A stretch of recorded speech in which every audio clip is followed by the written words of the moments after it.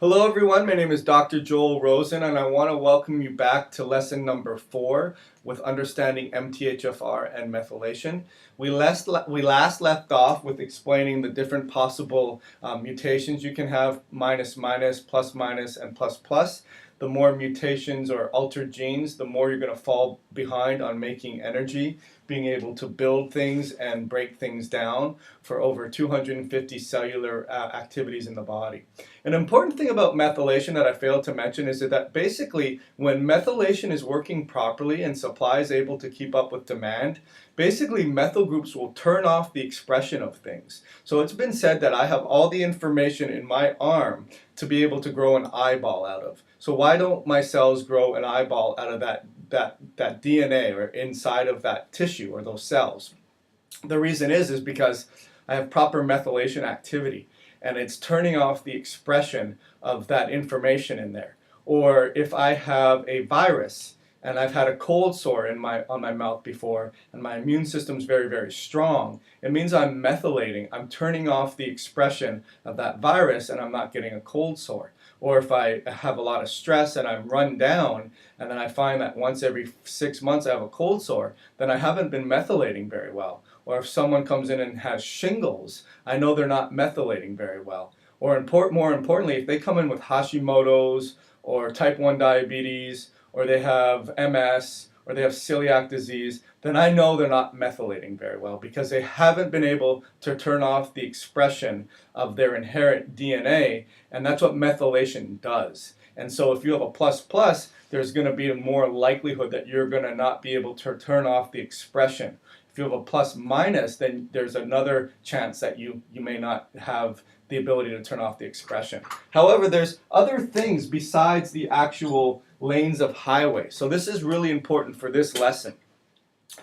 You know, we talked about having a 8-lane highway, a 4-lane highway, or a 2-lane highway. And if you have a 2-lane highway, there's more than likely a chance for you to not be able to creep up with energy and then then express an autoimmunity and have fatigue. It's true. However, you can have an 8-lane highway and I can have a 2-lane highway, and I may be traveling through those roads a lot better than you, even though you have 8 lanes of highway. How is that even possible? The reason that is because there's something called cofactors. So cofactors are things like magnesium, B1, B2, zinc, selenium, ATP, SAMe. All of these things are required for that enzyme to work properly. So it's not just about having 2 lanes or 4 lanes or 8 lanes, but if you have 8 lanes of highway and then you don't have the cofactors, then you're sort of twiddling your thumbs waiting for those cofactors to be made in order for you to travel through that stretch of the highway. Whereas if I have 2 lanes of highway, but my cofactors are there all the time, then I'm actually traveling through the traffic a lot better than you are. And so cofactors are very important. I use the analogy, if you have cofactors in Florida, we have these toll roads, and if you don't have a transponder to go through the toll road, then you got to go to the checkpoint and you got to get your money together, slow down, and then wait till you can get through that, and then you can go through it. Whereas if you have the transponder, you can travel through it right away. So that's really important, number one. Making sure you have the cofactors. And sometimes the cofactors depend on proper thyroid function for activating riboflavin, which we'll get into a little bit. It requires proper energy production and from your mitochondria to produce ATP. And so those are things that could be breaking down aside from the fact that you don't have these cofactors or you have 2 lanes of highway. That's causing another rate limiting slowdown, if that makes sense. You'll have to watch that again if you didn't get that.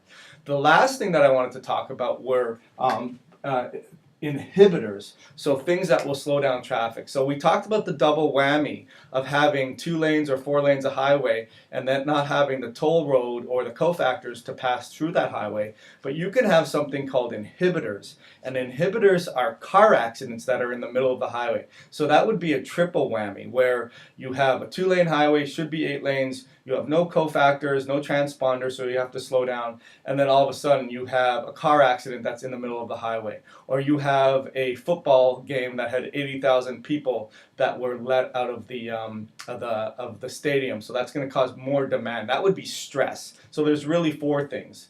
There's stress, which causes these demands for these enzymes to work better. So that'd be like having a football stadium empty and all of those cars are on the road. That's going to expose your weaknesses even further.